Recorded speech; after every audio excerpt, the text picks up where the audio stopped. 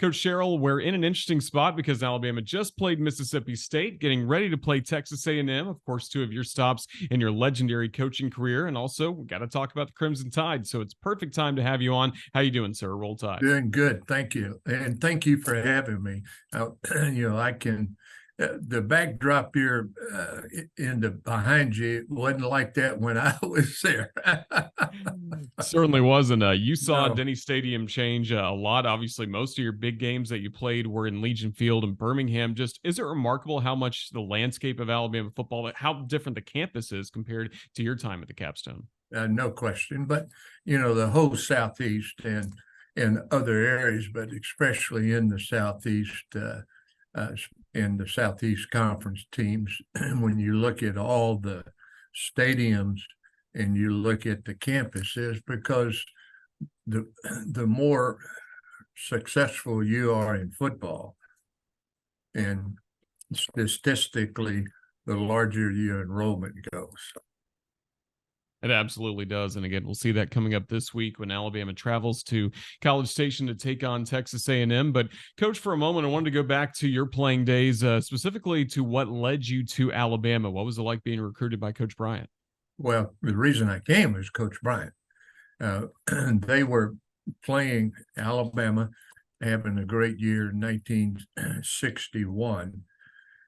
They were going to the Sugar Bowl to play, but Coach Bryant always either went to Mobile or went someplace before the bowl game in practice, where he had the whole team isolated and kind of prepared you for that game. And they came to Biloxi. Coach Bryant came down early to look at the facilities and see if that's where he wanted to bring the team in practice. And we visited probably for 2 hours, because we were going around to look at the locker room, the game field or the stadium. But he never asked me to come to Alabama. And he talked about the players, he talked about Alabama, he talked everything, but never was it asking me to come and play for him at Alabama. And even today, but that was completely different than all the other recruiters that I was recruiting by. So I was extremely comfortable, and it was different. And you can't, everybody that had the opportunity to have Coach Bryant in their presence were impressed, because, Coach Bryant was a big man. He's 6'4". I don't know what he weighed, but he weighed at least 250, maybe a little more, but very impressive. And of course, you had to listen and listen hard when he talked, because he didn't talk very loud. He certainly didn't. Did you ever have many meetings in his office with him? They have the replica of that at the Bryant Museum. And of course, we've heard stories about how that couch would just sink you in. Twice. And you did not want to go to Coach Bryant's office. But my sophomore year, we were going to have a committee. So evidently, one of the coaches, either Duffy Daugherty or McKay, or one of the coaches, Coach Bryant, talked him into forming a squad committee. So he called a couple of, I think it was 2 seniors or 2 juniors, 1 sophomore. So we're in his office after the morning practice, and he said this committee was going to bring some ideas to Coach Bryant, suggestions, and for him, for the team. And so I quickly raised my hand and I said, Coach, we already have allowed 2 class cuts. And he looked up at me and he said very quickly, we're not here to cut class. And then, but he went from there talking about Tim Davis. Tim Davis was our kicker, but he also was a 4-point student. He was taking pre-med, and ended up being a doctor. So he was trying to explain to us, you earned the right, just like you earned the right to play, you earned the right to handle your academic affairs. And so I raised my hand and I said, Coach, a rule for one is a rule for all. And he looked up, and I thought it was 30 minutes, but it was probably 30 seconds or less. And the meeting was over. We ain't having no squad committee. So we just got up and left because Coach Bryant was not going to hear those questions or suggestions that we would bring. So that stuck in my mind. And later, when I was at Mississippi State, I started a squad committee, had some players, and we're walking to the practice field. And one of the players came running up to me that I had on the squad committee, and he said, Coach, I don't want to be on your committee. I said, what do you mean? He said, you're not going to listen to us anyway. So I know, so that reflected back to Coach Bryant. Coach Bryant wasn't going to listen to what we were going to ask anyway. Pretty full circle moment. Of course, for you, you got to be on 2 national championship teams for the Crimson Tide, and also read that you played seven different positions during your time at Alabama. Did you find a spot where you kind of found home after a while, or what was it like changing positions every so often? Well, back then we played both ways, and basically the center was a linebacker, fullback was a linebacker, and I was a fullback linebacker when I came in. So, but there were 17 fullbacks the first day of practice my freshman year. There were, some say 67, some say 76, and only 11 of us made it through 4 years out of that group. But it looked like, well, when Leroy left, Leroy, as we know, was a great football player. And when he left, they moved me to center, trying to make a center out of me. And my legs wasn't probably long enough. The upper body was, but anyway, so I played fullback linebacker my sophomore year. In my junior year, we get ready to open with Georgia. And at that time, we were short defensive ends.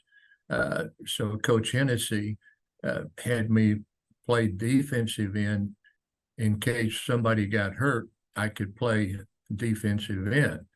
Well, Coach Bryant came in my room. This was a Monday night. We're getting ready to open the season with Georgia. Coach Bryant came in the room, and he never came on our floors. And all of a sudden, he's walking in my office, and I don't know what I was doing, but I started scrambling real quick. And Coach Bryant walked in, and he said, "Can you play tight end?" And I said, "Yes, sir, I'll try." And I can't say what he said, but then he said, "I know you'll try. I want to know if you can play the damn thing or not." I said, "Yes, sir, I can play." So Tuesday, Wednesday, and Thursday in practice, they got me ready to play tight end. And so I could play at one time, fullback, tailback, tight end, defensive end, offensive guards, and nose guards. So I could play any of those positions. And they had an article calling the utility man. But anyway, so I played linebacker and played tight end. But the third game we were playing in Vanderbilt in Birmingham, I broke my leg, dislocated my ankle, and of course, your foot flipped up. So I lost my junior year. And back then, you had, instead of getting an automatic medical red shirt, you had to have the Southeastern Conference coaches vote for you. And I didn't get enough votes to get that red shirt year or medical red shirt back. And I think there were only two people in the conference, 2 coaches that voted on me. They, even back then, they didn't like Alabama, because Alabama won too many games, and they wasn't going to help Alabama. That's certainly interesting. And after your playing career is done, you do get into coaching. I know some with the help of Coach Bryant, but you're also mentored by Frank Broyles, Johnny Majors. Just what kind of influences were those men in your early days of your coaching career as then you eventually became a great head coach? Well, I stayed at Alabama to start my master's. And Coach Bryant gave me an opportunity to be a GA. And so I was there 1 year as a GA in 66. And my roommate was Bobby Roper. He was a graduate assistant. He came in from Arkansas, was all Southwest Conference defensive end. So we were roommates, and I just said, well, I'll go to Arkansas and finish my master's. I don't know why I thought that or why, but anyway, I met Coach Bryant outside the coach's office, and we'll walk in, and I asked Coach, I said, would you call Coach Broyles for me? And he looked at me and he says, do they have a job? I said, no, sir, I'm going there as a GA. That did not make him very happy that I was leaving Alabama to go to Arkansas to be a GA. But he walked in and told Coach Bailey, he says, Coach, he called him Sam, but he told Coach Bailey to call Coach Broyles to hire me. And when I was at Arkansas, then Coach Majors was on the staff. I wasn't going into coaching. I was going finishing my master's in business and going into the business world. And Coach Majors got the job at Iowa State, and he took me to Iowa State. And I had the opportunity because I was hired my first job coaching, other than being a GA at Alabama and Arkansas, was being the B team coach. Back then, you had a B team that played 4 games. And then my first year as a coach, I was the B team. The second year, I was a linebacker coach. My third year, I was the defensive coordinator. And the fourth year, I was assistant head coach, defensive coordinator. So Coach Majors pushed me up real quick in the coaching profession and ranks. But I had an opportunity to go to Oregon as a defensive coordinator. And I called Coach Bryant. I said, Coach, I want to be a head coach. Is it better for me to come out of Iowa State or come out of Oregon? Well, he couldn't answer that. So all of a sudden, I know that he called Coach McKay at Southern Cal. Coach McKay actually played at Oregon. And Coach Majors, in the meantime, I was talking to Coach Majors about maybe going to Oregon, and he was recruiting real hard. And so I made a decision to stay at Iowa State. I called Coach Bryant the next morning, and I said, Coach, I'm staying here. He never said a word, but, through the grapevine, I think he was going to offer me a job to come to Alabama. And so that's how I started the coaching career. And then we went to Pittsburgh, and I was with Coach Majors at Pittsburgh, and ended up recruiting the class that won the national championship in 76. I go to Washington State for 1 year as the head coach, and then came back to Pitt when Coach Majors left, and went to Tennessee. And then 5 years later, I had the opportunity to go to Texas A&M as the AD and head coach. And at that time, there was only one, and that was Coach Bryant. That was the head coach AD in college football.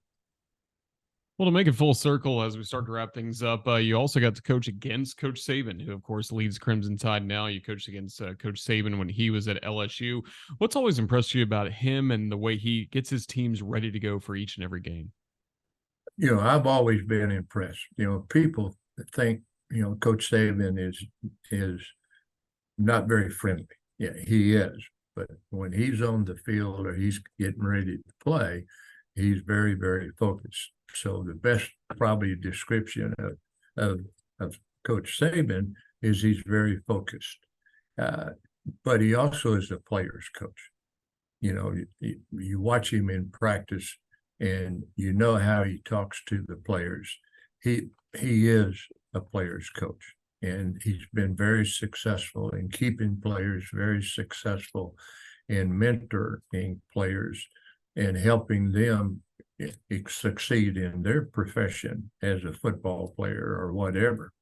But Nick's always been a guy that to the outside and to the media has been you can say a horse's ass, because sometimes they think he's too strict, but not to the players. He is a player's coach. The players really like Coach Saban. Absolutely. Well, again, a great playing career for you at Alabama. You were named to the Alabama Sports Hall of Fame earlier in the year. We certainly appreciate your time today, sharing some memories of your time with the Crimson Tide and Coach Bryant. Coach Sherrill, just thank you so much for the time you've given us, and we look forward to seeing the Crimson Tide against the Aggies coming up on Saturday. But thank you. Well, it's going to be which quarterback plays the best. They both have, Johnson. Of course, Johnson has more experience, and because he started at LSU, and now he's starting at A&M, and he started last year also. So which one plays the best? Because both teams are pretty equal in talent. We'll look forward to it. Thank you again for your time, Coach. Thank you.